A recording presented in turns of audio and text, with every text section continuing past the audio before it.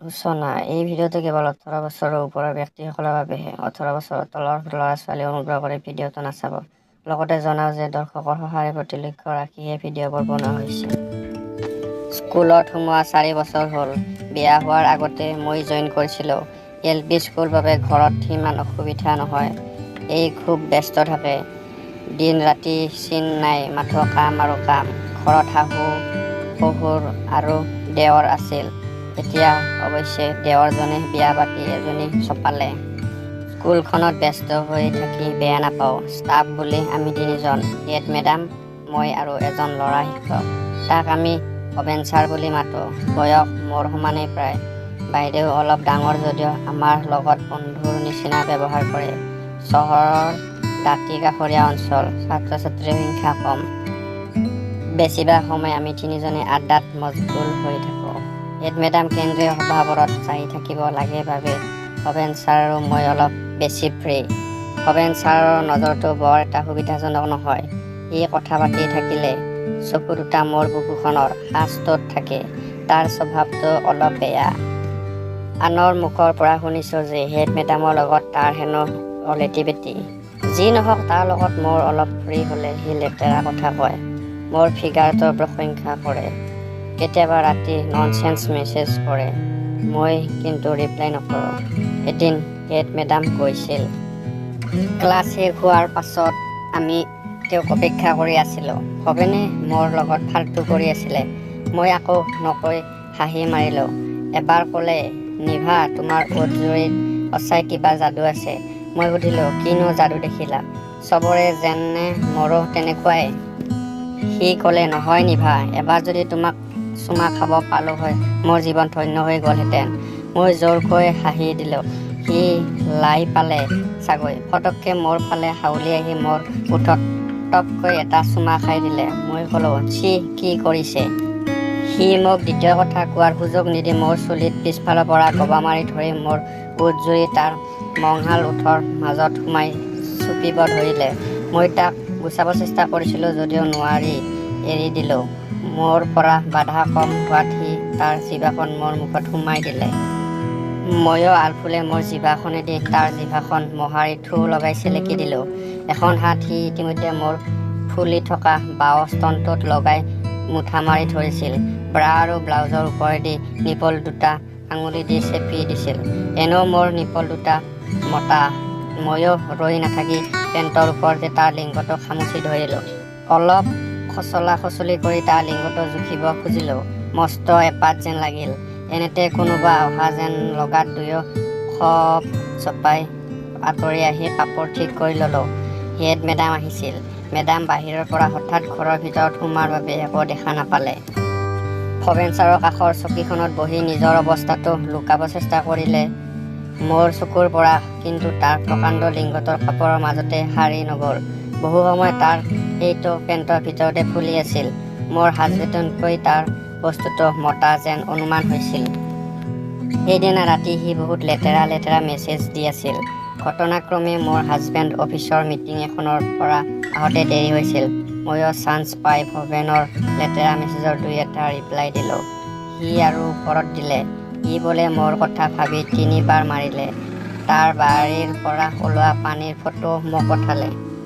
থকথকীয়া গোটা এসোপা পানী বিচনা চাদৰখনত পৰি আছিল। মোৰ লাজ লাগিছিল। সি কিন্তু লেতেৰা মেছেজ দিয়ে আছিল। এবাৰ 2জন মতা মাইকীৰ চুটি থকা ফটো দিছিল। সেইদিনা ৰাতি ভৱেন ছাৰৰ জহৰা মেছেজবোৰ চাই মই দুবাৰ আঙুলি মাৰিলোঁ। বিশেষকৈ তাৰ বাঙেনাটো হেন মতা বগা লিংগটো চাই। পিছদিনাৰ পৰা কেইদিনমান তাৰ চকুত চাব লাজ লাগিছিল। কিন্তু সি অকণো লাজ-কাজ নকৰিলে। কোনো নোহোৱা যেন পালেই বিয়াত চিকুটি দিয়ে। পিছফালেদি গ'লে টপিনাখনত আঙুলি এটাই দি হিচুকি দিয়ে।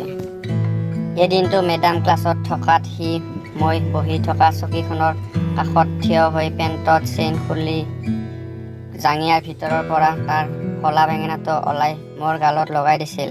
ময়ো হাতেৰে মুঠি মাৰি ছাল চটা গুচাই লিংগমুণ্ডিটো ওলাই লৈ পৰম আগ্ৰহেৰে ৰঙা মুৰ্গী কণী হেন আগটো চালোঁ।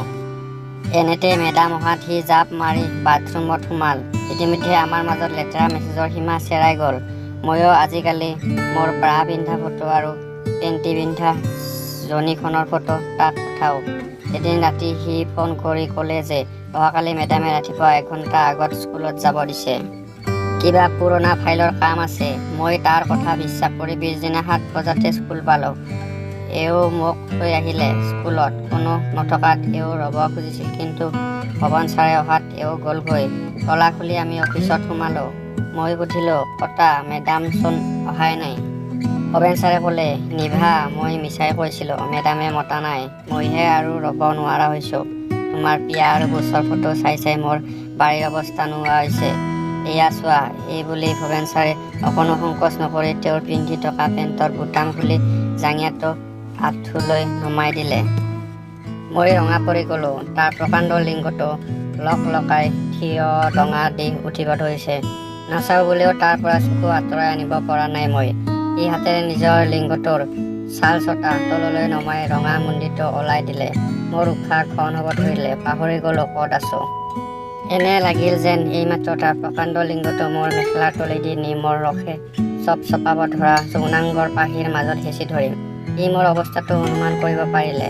মোক তাৰ বুকুত সাৱটি লোৱাৰ লিপষ্টিক লগোৱা ফুটজৰি আলফুলে তাৰ মুখৰ ভিতৰত সোমাই তাৰ লেলাউটিৰে সিক্ত কৰি পেলালে। ময়ো পিছ পৰি নাথাকিলোঁ। দুটা আঙুলি ৰসে চপাব ধৰা ছিদ্ৰটোৰ পৰাই খেদা দি দিলে। সি মই উত্তেজনাত দীঘল দীঘল উশাহ ল'ব ধৰিলোঁ। মোক কোমল শকত আলফুলীয়া দেহাটো সি লিৰিকি বিদাৰি ফেনীয়া কৰি ল'লে। ৰুমটোৰ ঠিক নহ'ব ভাবি সি মোক বাথৰুমলৈ লৈ গ'ল। মোক তলফালে হেঁচুকি তাৰ লিংগটো মোৰ মুখত সোমাই দিলে। ময়ো আগ্ৰহেৰে তাৰ লিংগটো মুখত সোমাই ল'লোঁ। চুহি চুহি তাৰ থুবোৰ খাই দিলোঁ। এখন হাতেদি তাৰ লিংগটোৰ মুঠা মাৰি ধৰিলোঁ। শ্ৰৱণ ছাৰেও দেৰি নকৰি মোৰ মেখেলাৰ পেটিকোটবোৰ উজাই আনি পেণ্টি তলেদি জনীখনত খামুচি ধৰিলে। 2 দিন আগত মই বালবোৰ চাফা কৰিছিলোঁ। সি গোটেই জনীখন মোহাৰি পিটিকি ৰঙা কৰি দিলে। গোটেই লিংগটো মুখত ভৰাই সি মোৰ মুখতে বহু সময় চুদিলে। তাৰপিছত মোৰ ডাং খাই থকা মেখেলাৰ তলত সোমাই মোৰ জনীখনত হেঁপাহ পলাই খালে। পেচাব আৰু জনী ৰসৰ এটা টোপালো নেৰিলে। চব চাফা কৰি খাই এতিয়া সি থিয় দিলে আৰু চকু মুখ ৰঙা কৰি আছিল। মই বুজি পাইছোঁ এতিয়া তাক কি লাগে। মই ভৰি দুখন বহলাই মোৰ জনীখনত মেলি ধৰিলে। হাতেৰে তাৰ ডিঙিত মেৰাই মোৰ লিংগ যোৰাক মোৰ যৌনাংগত ভেদ কৰিবলৈ আহ্বান জনালোঁ। সিও দেৰি নকৰি হাতেদি তাৰ লিংগটো দুবাৰমান মোহাৰি মোৰ যৌনাংগৰ মেল খাই থকা ছিদ্ৰটোত লগাই আগটো পাককৈ ভৰাই দিলে। পৰম শান্তিত মোৰ দুচকু মুদ খাই গ'ল। ভৱেনে মোৰ ডাং খাই থকা গলধনাটোত জিভা আৰু দাঁতেদি আলফুলে কামুৰি ধৰি ৰাম চাপ মাৰিলে। আধাৰ বেছি লিংগ মোৰ জনী ভেদি সোমাই গ'ল। মোৰ জীউ উৰি যোৱা যেন লাগিল। সি মোৰ কমৰত ধৰি এখন ভৰি অলপ দাঙি লৈ আৰু এটা থাপ মাৰিলে। এনেকৈ জনীখন অলপ মেল খোৱাত গোটেইটো লাহে লাহে সোমাই গ'ল। ভাগ্য ভাল মই দেৱৰজনৰ ভৰাহেন বাৰীৰ হান খাই কোচখন অলপ বহলাই থৈছোঁ, নহ'লে আজি মই নিশ্চিন্তকৈ বেহুচ হ'লোগৈ। ভৱেন ছাৰে মোৰ পকৰখনত কচলাই চাপ মাৰি গ'ল। মই বাৰে বাৰে টপিনাখনেদি আগফালে ঠেলি ঠেলি তাৰ বাৰীৰ চাপ খাব ধৰিলোঁ। মজাকৈ থপিয়াইছে ভৱেনে। তাৰ বাৰীডালৰ ভিতৰত আৰু ফুলা যেন লাগিলে। মই স্বৰ্গসুখ পাই দুবাৰ পানী এৰিলে। মোৰ জনীত বানপানী হেন হ'ল। সি বাৰীডাল ওলাই তাৰ ৰুমালখনেদি মোৰ জনীখনৰ ভালকৈ মুচি মোক আঁঠু কঢ়াই লৈ পিছপিনৰ পৰা মোৰ বুচত আকৌ ভৰাই দিলে। তেনেকৈ বহু সময় চুদিলে। এবাৰ খুব খৰকৈ মাৰিব ধৰিলে আৰু মোৰ পতিৰ ফুটাত তাৰ দুটা আঙুলি দি খুচিব ধৰিলে। তেনেকুৱা অনুভৱ কৰিলে এসোপামান গোটা গোটা বস্তু মোৰ জনী দি সোমাই পেট পৰিছে। মই বাধা নিদিলোঁ। তাৰ গোটা থলথলীয়া গড্ডাবোৰ দেখি মোৰ জনীত সেইবোৰ ভৰাব মোৰো বৰ হেঁপাহ। প্ৰায় 3 মিনিটমান ভৱেন ছাৰে মোৰ জনীৰ ভিতৰত তেনেকৈ হেঁচি ধৰি থাকিলে।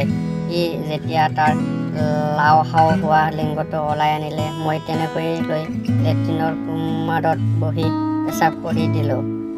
সোপাই পেচাবৰ লগত গলাই গ'ল। ভৱেন ছাৰে নিৰ্লাজেৰে দৰে মই পেচাব কৰা চাই থাকিল। ধুই মেলি বাথৰুমৰ পৰা ওলাই দুয়ো অফিচৰ কামত বহিলোঁ। অলপ পিছতে হেড মেডাম আহি কেন্দ্ৰীয় সভাত গ'লগৈ। সেইদিনা মুঠ 3বাৰ ভৱেন ছাৰে মোক চুদিলে।